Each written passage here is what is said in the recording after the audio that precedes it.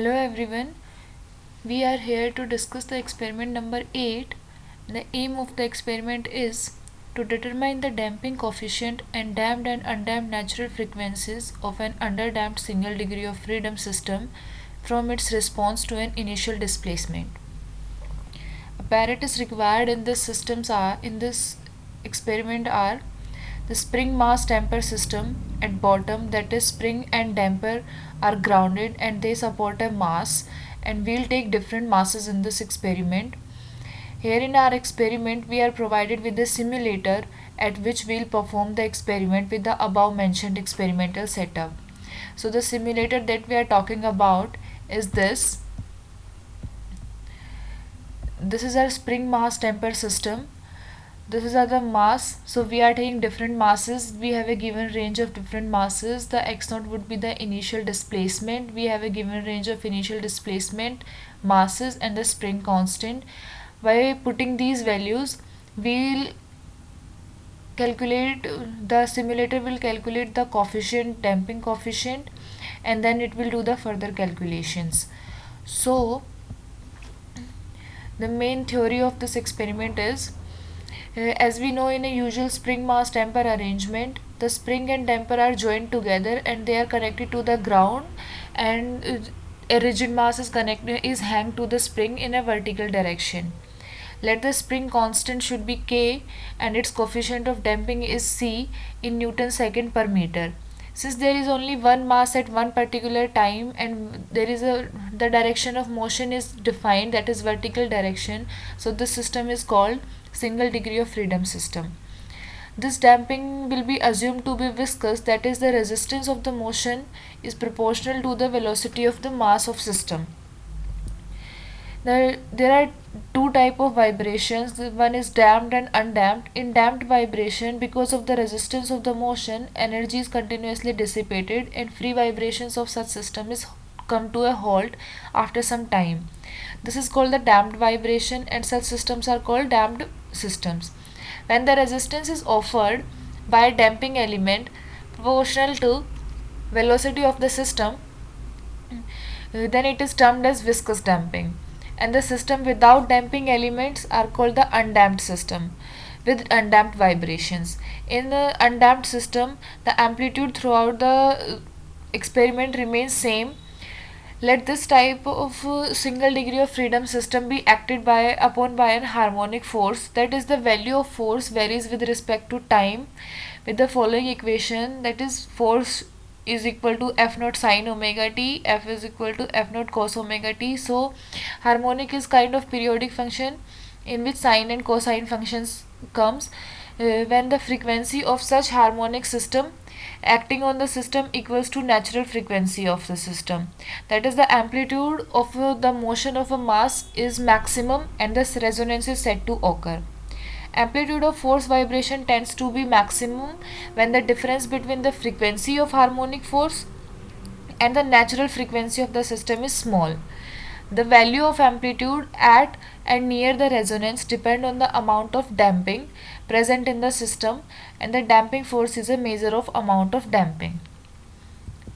So these are the main formula used in this experiment that we'll use in our calculations. This is omega n. Omega n is natural frequency. It is calculated in radian per second. This is under root k by m. And omega n in our damping system, this is a natural frequency.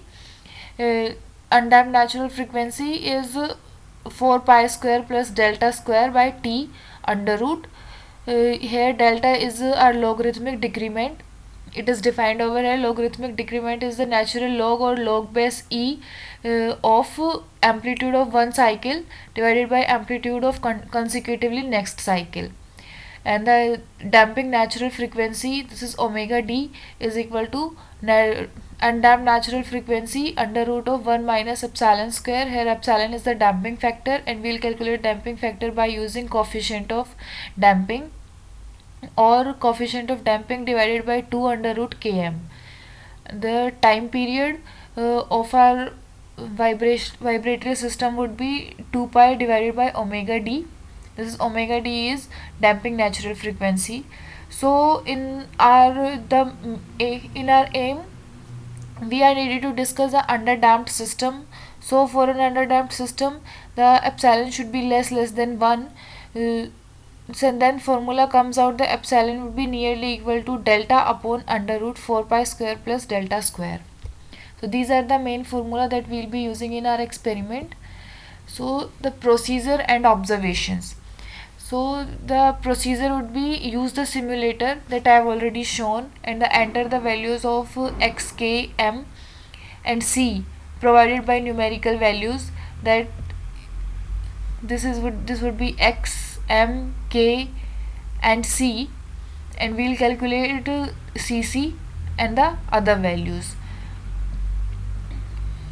Then we'll click run button, like releasing the mass that was pressed through x meter.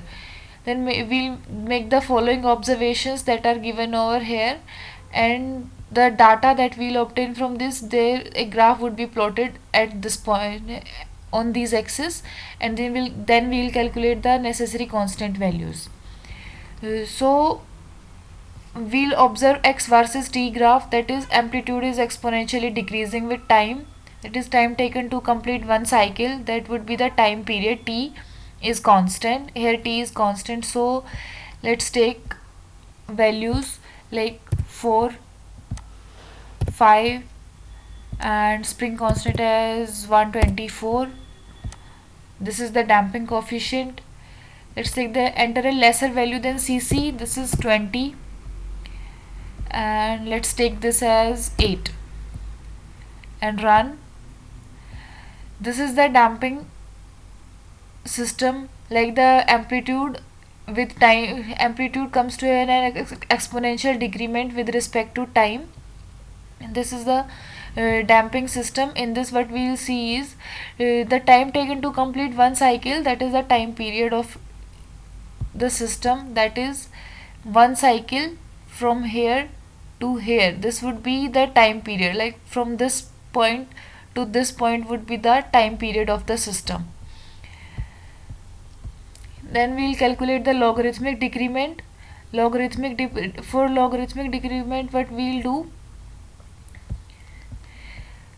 we'll do the consecutive two amplitudes. Like for the time period, we will take consecutive two time periods, like for example put another values in which we can get the better graphs, like 5, 400,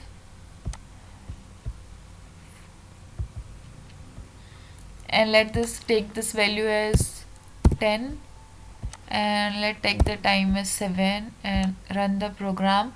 This is a better looking damped system. But for the time period what we'll see like this point, the difference between this point and this point would be the complete cycle. So for calculating the time period, we'll take the t1 and we'll take t2, then this would be the total time period of our system. And for natural decrement, what we'll see, we'll take the amplitude of this cycle and then amplitude of consecutive next cycle, then we'll take the ratio of that, and then we'll take the natural log of that to calculate our natural logarithmic decrement. Then we'll substitute the values of delta and t above to find the damped natural frequency and damping factor of the system. Then we'll again repeat these above mentioned steps and we'll get the further values. Then by using the delta and t, we'll calculate omega d, damped natural frequency, damping factor and underdamped natural frequency, and the damping coefficient. So these are the observations and calculation. These I have calculated using the simulator part. So let's start taking our observation. So for the, like in the procedure I have mentioned, we will take the three samples of observation and then we'll do the repetitions. So let's start by using the values. Let's take the initial displacement for throughout the experiment to be same. Let's take this as 8, and then let's take this mass as 8 kilograms, spring constant as 200, this is 80. Then we'll take a smaller value for C, let's take that as 10, and the time as 7. So this is a damped system. So what we'll do to calculate our T, let's take the time period for the maximum amplitude for this cycle. So the time period for this would be 1.30, and for the consecutive next cycle would be this. So the time period for this would be 2.50, and this is for like first T naught T1. So we'll take this difference and divide it by 1. So we'll get the total time period of the vibratory system, and for the logarithmic decrement we'll take this amplitude value, that is 3.58 and 1.69, and we can take like this should be the difference, the ratio of the two consecutive cycles. So here we can take as 1.62 and 0.74, and we'll take the ratio of that and then the natural log of that for the logarithmic decrement. So we'll calculate by using, let note down these values, and for the second let's take initial displacement as 8 only, and the mass as 8, spring constant as, last time we took 100, now this time let's take 100, the damping coefficient is this, and then enter a value, let's take this 10 only, and the time as 7 seconds, and then run. We'll get this function.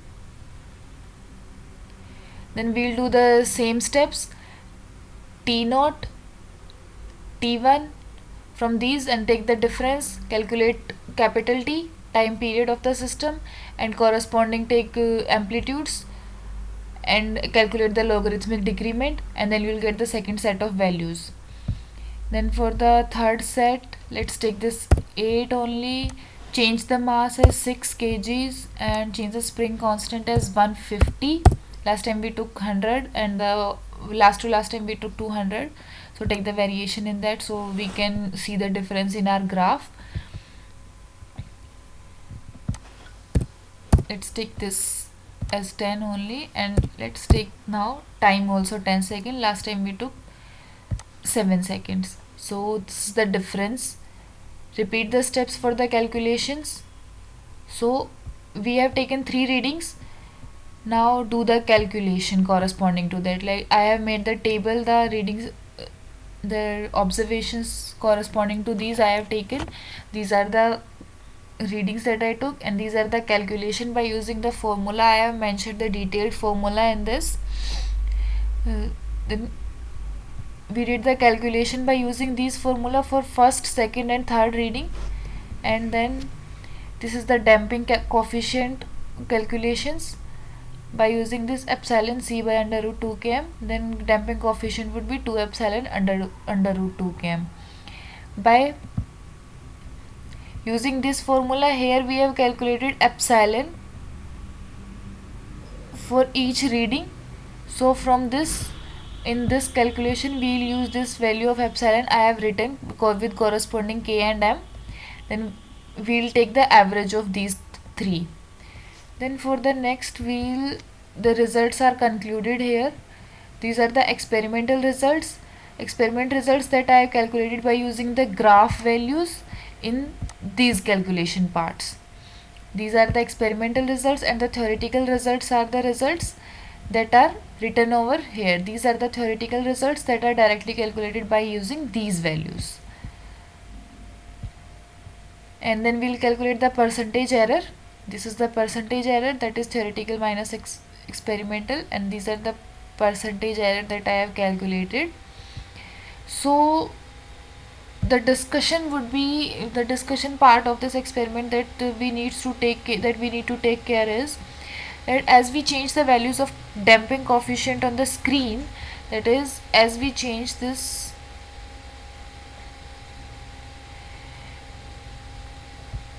value on the screen, then uh, the will change, the damping factor will change. So let's take different, like from this we have taken 10 only, like we have taken 10 only, so let's take this as 6, this is 4, and this is 154, this is 49.63. From the last time we have taken like 10 10 10, so let's take this time as 45.